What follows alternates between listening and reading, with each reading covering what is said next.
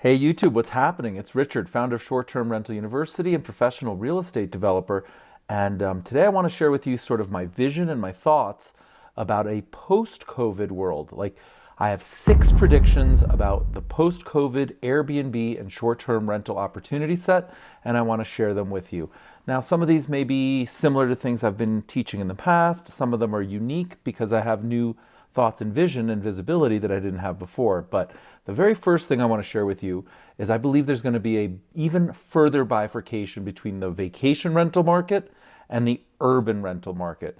And in this post-COVID world, I continue to believe that more rural, more difficult to access, places that people drive, beach towns, ski towns, places that people go and vacation will become much more important for the Airbnb platform, especially in the short term as business travel gets hit really hard, right? We've seen that almost every single business can operate remotely. And so consequently, if you stop and think about it for a second, I used to be a very big business traveler. If my boss came to me and said I had to get on an airplane, leave my family, leave the safety and comfort of my home, and travel for business to an urban, densely populated area, chances are I or others might push back. That said, for once a year or twice a year special occasions, for my family, that experience becomes even more invaluable. And so consequently, I continue to believe that we will see more demand for rural experiences, vacations, beaches, the traditional VRBO, vacation rental markets, and we will see less importance and less travel for urban areas and for business travel. So the first prediction, I think vacation rentals do very well going out of this COVID, and I think urban and densely populated and business travel locations that have done well in the past will suffer more going forward. Second, I continue to believe that experiences will trump discounts. So if your business model has been heavily reliant on adjusting your average daily rates and your pricing, and that's how you're encouraging people to come visit you because you're operating something that is generic or in a very competitive market or there's a lot of competition and you're discounting your way to business, I don't think that really works on a go-forward basis. I think once again, people will continue to pay more money and save and visit places that create unique, memorable experiences where the family or friends or the reunion come together, and like those lasting memories of something unique are really invaluable, especially as we've been so socially distanced and apart from one another for so long. If and when we can all come together in a safe fashion, and that's a key if and also a when, people are going to want something unique, something that they can celebrate, something that brings them together, something that we can take photos of, something that we will remember forever. And they will not remember the $7 discounted price. So I think going forward, experiences continue to trump discounting. The third one is a variation of a theme that I've said in the past, which is that I believe that senior management at Airbnb, namely the CEO, Brian Chesky, really, while he's done a okay job, if we want to be kind, I think he's inexperienced and immature and young. And while billions of dollars have been raised in the debt markets and with warrants and so on, people are showing signs of really believing the Airbnb model will survive and continue to go forward. I think it's only a matter of time that investors, primarily the equity investors and these new debt investors, say, you know what, we need somebody more senior at the helm. This is a very traditional thing. It happens all the time with startups. We saw it with Travis at Uber, where he got kicked out. It happens all the time. I think it's only a matter of time until Brian steps aside. It's almost impossible to have a $35 to $40 billion valuation and then have a down round, down 50% or more. The last valuation was $18 billion. And if they had gone public in 2020 as they had planned, the valuation could have been north of $50 billion, $60 billion, maybe even $70 billion. There's not too many investors on this planet that have the patience and the confidence in somebody to go from, say, $50 or $60 billion to 1/3 of that, $18 billion, and just let you run with it for however long. So unfortunately, Brian, I think your days are numbered. I still happen to like you and respect you, and I've never created anything like what you have. That said, it's time to perhaps turn over the reins to somebody who's managed a $70 billion portfolio and will let your investors exit with a profit and let hosts and guests believe in the community and in the platform again, and that would be in everybody's best interest. So I bet the search is on. The fourth prediction is a continuation of a trend that we've seen, and that is the disruption of traditional lodging.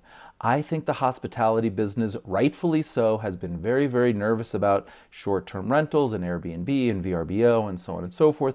And I think on a go-forward basis, they have even more to be worried about, not less. I mean, if you stop and think about it, would you yourself like to go and stay at a 4-bedroom villa with your family, professionally cleaned, sanitized, disinfected, all of these wonderful things, and there's only like you and your family and your own private pool and you're cooking in your own kitchen? Or are you signing up for that, all-inclusive 2,000 room resort that you might have done in the past? Well, I can tell you for certain what my preferences are and my family's preferences and almost everyone I know, and that's not to say that these large mega resorts go out of business, although they will struggle. It's just to say I continue to think the way of the future is more personalized, smaller, higher touch, more privacy, and moves away from all-inclusive, massive, large, 16 pools, 47 buffet tables. That doesn't really work in this environment where people are now germophobic, and with reason. The fifth prediction is one that's going to sound counter to everything that I've said and perhaps gives you pause, but I believe that the short-term rental market will slow in its growth. There was too many people attracted to the opportunity set in the short-term rental market for the wrong reasons. They thought it was easy, they thought it was quick, they thought it was get rich quick, they thought anybody could do it.